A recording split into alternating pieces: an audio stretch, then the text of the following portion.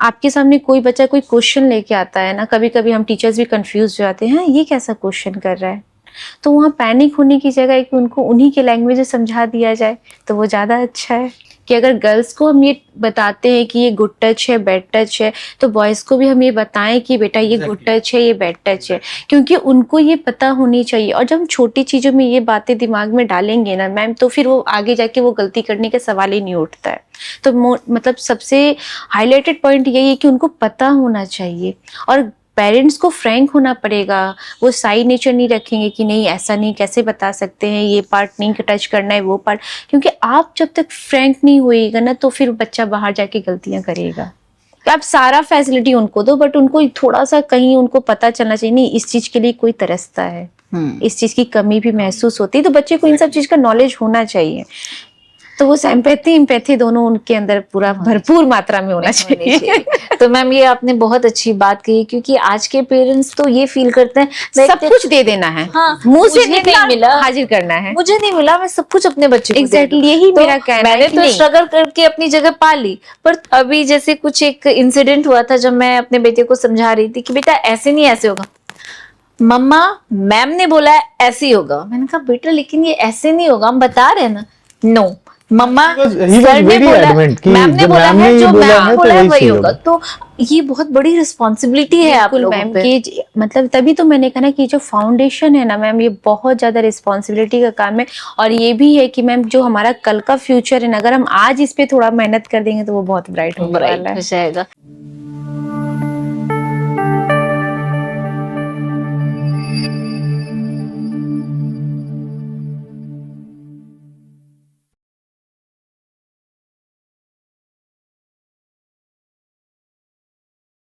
आज हम लोग मिलने वाले एक ऐसे इंपॉर्टेंट पर्सनालिटी के साथ जिन पे एक महत्वपूर्ण जिम्मेदारी है, कैसे हमारी नेक्स्ट जनरेशन को शेप अप करें।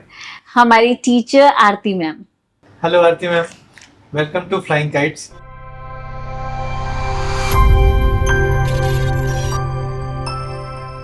Thank you so much sir for this opportunity. और मैम अपने बारे में कुछ बताइए। सर एक्चुअली नाम तो पता ही है आप लोग को, बट बेसिकली मैं तो कोलकाता से हूँ, बट वहीं पे मेरा ग्रेजुएशन पोस्ट ग्रेजुएशन मैंने वहीं से कंप्लीट किया। Then after getting married and relocated to Bihar, then फिर बीएड, और अगेन मैंने इंग्लिश से फिर पीजी किया कि मैं, और उसके बाद मेरा सब्जेक्ट था पहले अकाउंट्स, तो मैं जाना चाहती थी बैंकिंग लाइन में या फिर सीए, बट कुछ इशू के कारण मैं नहीं वहाँ पे जा पाई। फिर कुछ अपने पर्सनल प्रॉब्लम के कारण फिर मुझे लगा कि नहीं कुछ करना पड़ेगा। उसके बाद मैंने ट्यूशन स्टार्ट किया, और फर्स्ट ट्यूशन मेरा यहीं मेरे लोकल एरिया में ही था, तो बहुत अच्छा जब उससे जब फीडबैक मिला, तो जो बच्चा है वो अभी भी पटना में है, और आज भी गार्जियन का जो मेरे प्रति जो उनका लगता है रिस्पेक्ट, मतलब उनको लगता है कि नहीं मेरे कारण ही आज उनका बच्चा स्कूल में है, तो ये मेरे लिए बहुत मतलब प्राइड की बात है।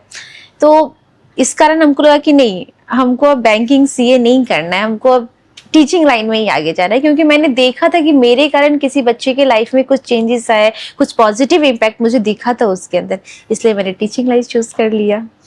तो welcome you as a teacher. Yes. So ma'am ये बहुत ही इम्पॉर्टेंट बात है कि आज के इस टाइम में टीचिंग प्रोफेशन बहुत चैलेंजिंग हो गया है, और बिंग आप एक प्राइमरी टीचर हैं, primary teacher in the sense कि छोटे बच्चों को मैनेज करना, और उस समय जब सिर्फ पढ़ाई ही इम्पोर्टेंट नहीं होती है, तो प्राइमरी टीचर होने का क्या एक्सपीरियंस है आपको? प्राइमरी टीचर तो मैम क्योंकि फाउंडेशन बहुत ही इम्पोर्टेंट है बच्चों के लिए, क्योंकि इस टाइम में मैम बच्चों के अंदर बहुत तरीके का चेंजेस आता है, क्योंकि वो जस्ट मतलब मम्मा के गोद को छोड़ के स्कूल आते हैं, स्कूल को टच करते हैं, तो उस टाइम क्योंकि वो जो घर पे जो माहौल होता है और स्कूल का माहौल वो बिल्कुल अलग होता है, तो उनको जब तक वैसा मदर टच नहीं मिलेगा, और इसलिए आप लोग नोटिस करते होंगे कि प्री प्राइमरी में मोस्टली मदर टीचर प्रीफर किया जाता है, बिकॉज कि हमारे अंदर जितना पेशेंस है उनको टॉलरेट करने का उतना जेंट्स के अंदर, मतलब सॉरी टू से बट ऐसा होता है। नहीं मैम, इससे मैं फुली एग्री करता हूँ कि क्योंकि उनके अंदर इतना पेशेंस नहीं होता है कि वो हर बात पे तुरंत जेंट्स जो तुरंत पैनिक हो जाएंगे, बट हम लोगों के अंदर है कि नहीं बहुत ही पीसफुली उनको हैंडल करना, हर बात थोड़ी देर में मैम ये करना है, मैम वो करना है, पानी पीना है, वॉशरूम जाना है, तो मदर टीचर प्रिफेयर किया जाता है। और दूसरी बात ये है कि ये जो टाइम है ना मैम, बच्चों के अंदर सबसे ज़्यादा तो सोशल डेवलप करना, उनके अंदर इमोशनली वो कैसे रिएक्ट करते हैं, लैंग्वेज, क्योंकि घर का लैंग्वेज अलग होता है। हालांकि मदर टंग है तो उसको हम पीछे नहीं कर सकते, क्योंकि मदर टंग तो बहुत ही जरूरी है, बट एक जो लैंग्वेज डेवलपमेंट एरिया है वो भी इसी में इनको करना है। और लर्निंग बेस्ड एक्टिविटी, मतलब एक्टिविटी के थ्रू वो जितना भी पढ़ ले, मतलब वो बच्चे के ऊपर बर्डन ना हो। पहले क्या था ना मैम, इतना सारा बुक्स के लोड था बच्चों के ऊपर कि बच्चा तोता बना हुआ था। मतलब एक लाइन याद करना है तो वो बस रटंत विद्या वाला पढ़ाई चल रहा था। बट अब क्या है ना मैम, बच्चे एंजॉय करके पढ़ाई करते। इवन हम लोग के समय भी मेरे को याद है कि हम लोग काफी चीज मगअप करते रहते थे दिन भर, ये जो है ना पूरा तो पढ़ना न्यू है। एनईपी के अकॉर्डिंग ना सर, ये तो बहुत अच्छी चीज, चेंजेस आई है। ये एनईपी क्या है, मतलब न्यू गाइडलाइंस चेंज हुए हैं। और आजकल being a mother of 7-year-old boy, कई बार उसकी स्कूल के सिलेबस को जब मैं देखती हूँ तो मुझे ऐसा लगता है कि शायद ये बहुत सब तो slow जा उसको रहा आता ही है। हाँ। ये तो इसको आता है, तो इतना पिक्चोरिकल बना करके इतनी एक्टिविटीज के साथ कर रहे हैं, तो इट्स मोर लाइक फन। हाँ, तो आपको एग्जैक्टली क्या मैम, लगता एनईपी है? के अकॉर्डिंग जो है लर्निंग जो है वो फन वे में ही होना है। और दूसरी बात है, आप ऐसे भी नोटिस करते होंगे कि जो भी आपके मार्केट में बच्चों के खाने की सामान है वो हमेशा रेड ब्लू कलरफुल करके, क्योंकि colourful बच्चे होती है। अट्रैक्ट होते हैं उससे। ठीक है, तो हम लोग को भी वही सेम वे में पढ़ाना है कि बच्चा कितना अट्रैक्ट हो। और एनईपी भी यही कहता है कि आप जितना कॉपी किताब से हट करके, अब बोर्ड पे वो लिखने वाला टाइम गया कि आप एक बोर्ड लिख लीजिए और बच्चा कॉपी पेस्ट कर रहा है, वो करना ही नहीं है। बच्चे का कंसेप्ट क्लियर आप कितना करवा रहे हैं किसी टॉपिक के रिलेटेड, आप कोई भी टॉपिक पढ़ा रहे हो, वो आप लैंग्वेज एरिया पढ़ा रहे हो या फिर न्यूमेरिकल पढ़ा रहे हो, कुछ भी पढ़ा रहे हो, तो आपके सिर्फ बोलने से बच्चा आपको इतना अडेप्ट करता है, फिर उसको इतना नोट, और फिर घर पे भी आके जब उसी चीज को एक्टिविटी के थ्रू जब स्टार्ट करता है करना ना, तो उसका कंसेप्ट क्लियर हो जाता है। और मेन एनईपी यही कहता है कि 2 क्लास तक बच्चे को एक्टिविटी के थ्रू ही पढ़ाना है। मैम एक टिपिकल क्लास जो छोटे बच्चों का क्लास होता है, जैसे हम लोग मछली बाजार बोलते हैं, हाँ। तो वो कैसा होता है? मतलब कि सारे लोग करते हैं? ऐसा कुछ नहीं है। टिपिकल क्लास में बच्चे जब आते हैं स्टार्टिंग, मेरे ही क्लास में डीएवी में क्या होता है कि जब बच्चे आए तो बहुत ही प्यारा वार्म अप होता है। सबसे पहले तो वार्म अप होता है, और वार्म अप में क्या होता है, मेरे सारे बच्चे एंगेज होते हैं, फुल्ली एंजॉय करते हैं सब। मैंने मतलब अपने मन से गए स्मार्ट बोर्ड पे, उनको जो गाना प्ले करना है वो प्ले किए, डांस करना शुरू कर दिए, तो बॉडी का एक्सरसाइज हो गया। और जहां एक्सरसाइज हुआ तो उनके अंदर तो ऑटोमेटिक एनर्जी बूस्ट हो चुकी है। तो वो क्या है ना, फिर एक तो वो हमसे भी कंफर्ट हो गए, वो अपनी बातें शेयर करने लगे, हर बात मुझे बताने लगे, क्योंकि उनको लगा कि नहीं ये घर वाला माहौल है। इसलिए तो ये टिपिकल क्लास जो बहुत जरूरी है कि एक वार्म अप के साथ, एक्टिविटी के साथ जब क्लास शुरू होता है, और बच्चे फिर उसके बाद जब हम स्टडी एरिया में आते हैं तो वो कंफर्टली आ जाते हैं वो साइड। तो मैम ये जो टिपिकल जो क्लास, जैसा कि ये तो मेरे को लगता है कि एक चैलेंज ऐसा होगा हर रोज एक नया, कि मतलब कल एक बच्चा जो इतना रो रहा था, फिर आज उसको कैसे टैकल करना है। एक बच्चा जो कल बहुत शैतानी कर रहा था, फिर वो कहीं आज भी ना शैतानी करे, उसको डांटा, तो उसके लिए कैसे मतलब डांटेंगे वो तब करना तो है? फिर वो मतलब ये फिर बात ही झूठ हो जाएगा कि कैसे मदर उसको- टच कैसे कैसे उसको मिलेगा। आप वो करती हैं, मतलब उसके लिए प्रिपेयर सबसे होती हैं? पहला तो उसके उस पॉइंट को पकड़ना होता है कि वो एग्जैक्टली उसको प्रॉब्लम कहाँ वो फेस कर रहा है। सर सबसे पहली बात ये कि बच्चे को फिर वहां मुझे पकड़ना है कि वो किस चीज में उसको लग रहा है, क्योंकि घर पे भी वो वैसे ही रहता है जैसे वो क्लास में, क्योंकि उनको पढ़ना तो है नहीं वहां पे। तो स्टार्टिंग में होता है जब बच्चे आते हैं तो रोना बहुत शुरू करते हैं। नर्सरी एलकेजी यूकेजी तक 1-2 में तो थोड़ा सा वो हो जाते हैं, बट नर्सरी एलकेजी यूकेजी में उनका रोना कंटिन्यूअसली 1 वीक तक रहता है।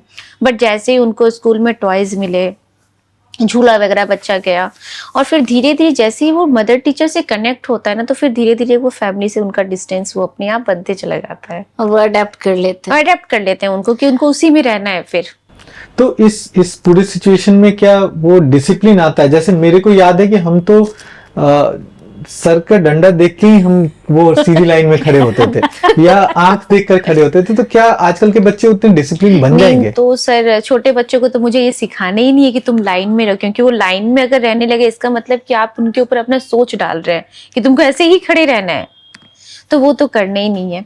और दूसरी बात, डिसिप्लिन आ जाता है सर बिकॉज कि हम वैसा एटमॉस्फेयर उनको दे रहे हैं, उनको फिर वही तो हम सिखा ही रहे हैं ना, उनको कैसे उठना है, कैसे बैठना है, कैसे बोलना है। वही होलिस्टिक डेवलपमेंट तो हम छोटी क्लास में प्री प्राइमरी में करा ही रहे हैं। तो ऑटोमेटिक डिसिप्लिन उनके अंदर आते ही जाता है। मैम मुझे लगता है कि टीचर का रोल सच में बहुत मुश्किल है। आजकल जो पेरेंट्स हैं वो एक्सपेक्ट तो ज्यादा करते हैं टीचर से, मगर उनका रोल कितना होना चाहिए, आपको क्या लगता है कितने परसेंट पेरेंट्स हैं जो रियल रोल अपना प्ले कर रहे हैं बच्चे के डेवलपमेंट में?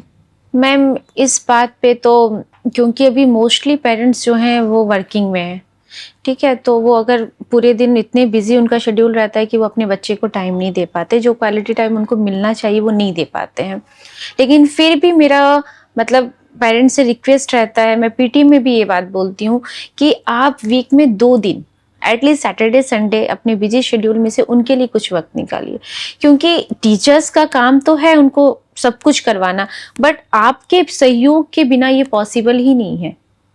कुछ हमने करवाया, जो मैंने आपको एक्टिविटी कर दिया वो आप घर से करा के भेज रहे हो, तो वो उनका रिवीजन चल रहा है फिर, और वो रिवीजन के थ्रू पहले क्या था, टीचर बच्चे का क्या था, कॉपी में लिख के जाना है। अभी भी कुछ पेरेंट्स का कहना है कि मैम आप लिखवाती नहीं है, मैम आपका, मेरे बच्चे को तो ये आता है। अभी रिसेंटली का बात है, एक पेरेंट्स का कहना है मैम मेरे बच्चे को तो 15 तक टेबल आता है, बट मुझे नहीं पढ़ाना 15 तक टेबल, क्यों मैं पढ़ाऊं?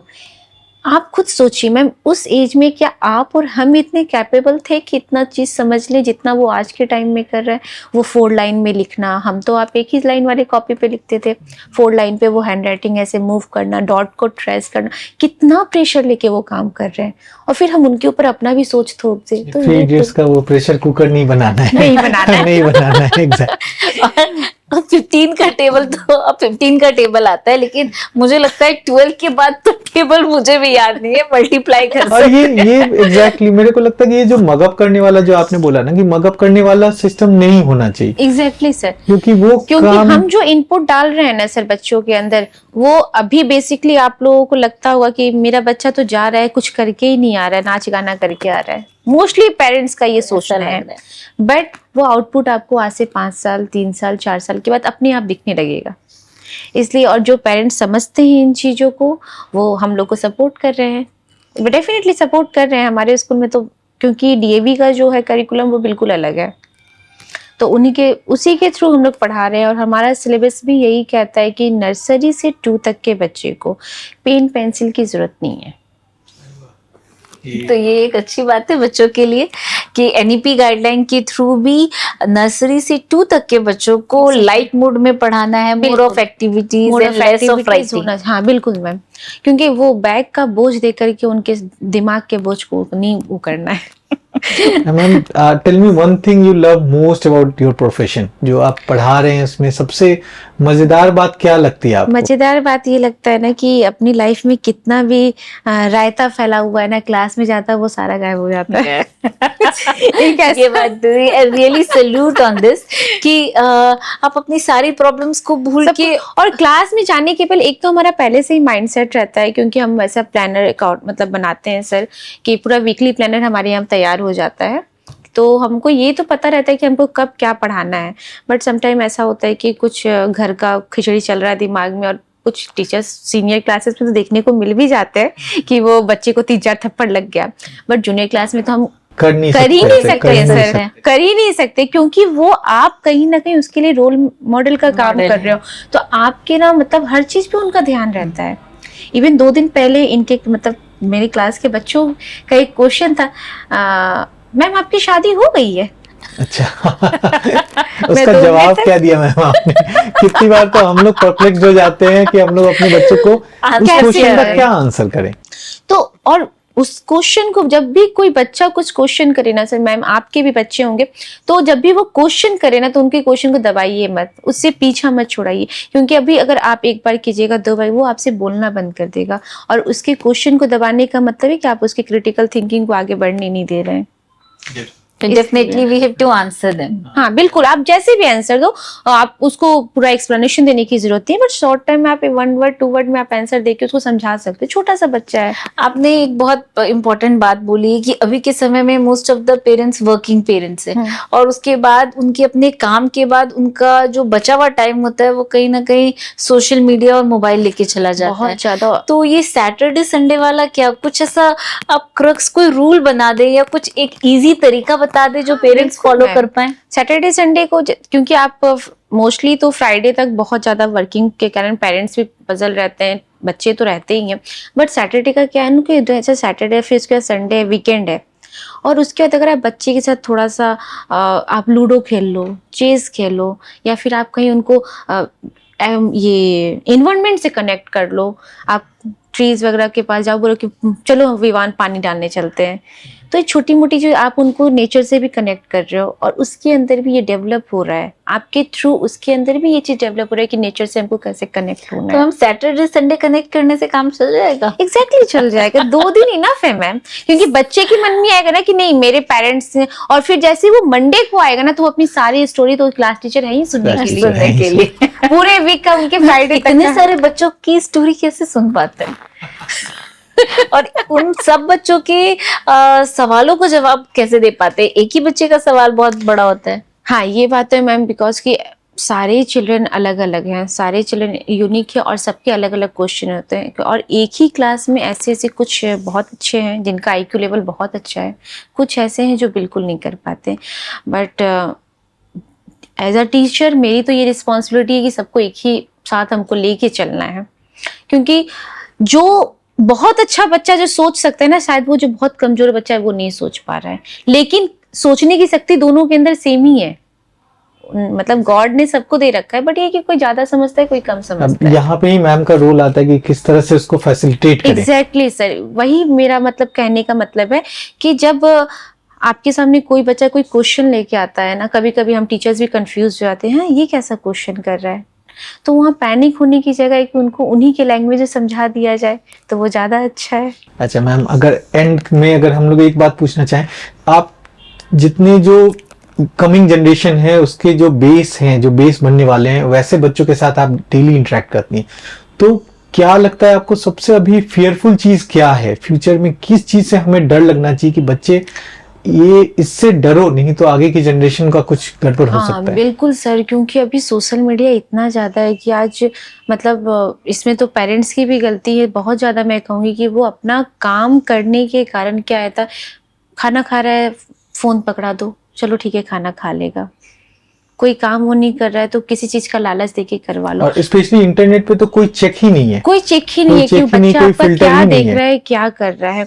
तो मेरा इस मतलब पेरेंट्स से एक्सट्रीमली रिक्वेस्ट है ना कि एक तो जब हम गर्ल्स हो या बॉयज हो, डज नॉट मैटर, उनको सारी बातें छोटे से बताना है कि अगर गर्ल्स को हम ये बताते हैं कि ये गुड टच है बैड टच है, तो बॉयज को भी हम ये बताएं कि बेटा ये गुड टच है ये बैड टच है, क्योंकि उनको ये पता होनी चाहिए। और जब हम छोटी चीज़ों में ये बातें दिमाग में डालेंगे ना मैम, तो फिर वो आगे जाके वो गलती करने का सवाल ही नहीं उठता है।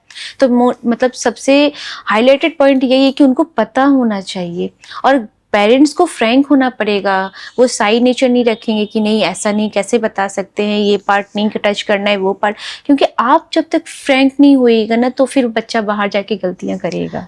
पेरेंट्स को बच्चों से बात करनी बढ़ानी पड़ेगी, बिल्कुल एकदम खुल करके, बिना एज अ फ्रेंडली नेचर आपको। हाँ, उसके दिमाग में ये भी होना चाहिए कि मेरे मम्मी ये मेरे पापा, एक वो डर वाला रहना चाहिए फैक्टर हाँ, रहना चाहिए। लेकिन वो आपसे किसी बात को कहने में हिचकिचाए नहीं, उसको ये नहीं लगे कि पापा को ये पता चलेगा तो क्या होगा, तो उसके साथ वो आपको ऐसा बॉन्ड बनाना Friendly रहना पड़ेगा। है। बिल्कुल good ma'am, cop bad cop कर रहना है। आपसे जानना चाह रहे थे कि कैसे अपनी लर्निंग जो प्रोसेस है आप लोगों का, डिफरेंट डिफरेंट टाइप के बच्चे आते हैं, तो आप लोग के करिकुलम में आप लोगों के लिए क्या होता है? एग्जैक्टली मैम, हम लोग भी CBSE में हम लोग को भी ट्रेनिंग करना पड़ता है, जिस मोड में हम पढ़ा रहे हैं या फिर जिस क्लासेस में हम जा रहे हैं, तो उस क्लासेस के अकॉर्डिंग सब्जेक्ट पर ट्रेनिंग दिया जाता है। तो मदर टीचर के लिए स्पेशली अर्लीहुड चाइल्ड मतलब ट्रेनिंग प्रोग्राम को कंडक्ट किया जाता है CBSE के थ्रू, जो 25 आवर्स का होता है। ठीक है, तो हम टीचर्स जो हैं या जो असिस्टेंट हमारे जो होते हैं उनसे ट्रेनिंग लेते हैं, या फिर मैं खुद मास्टर ट्रेनर हूँ तो मैं अपने टीचर्स को बताती हूँ कि कैसे हम क्लास में डील करें।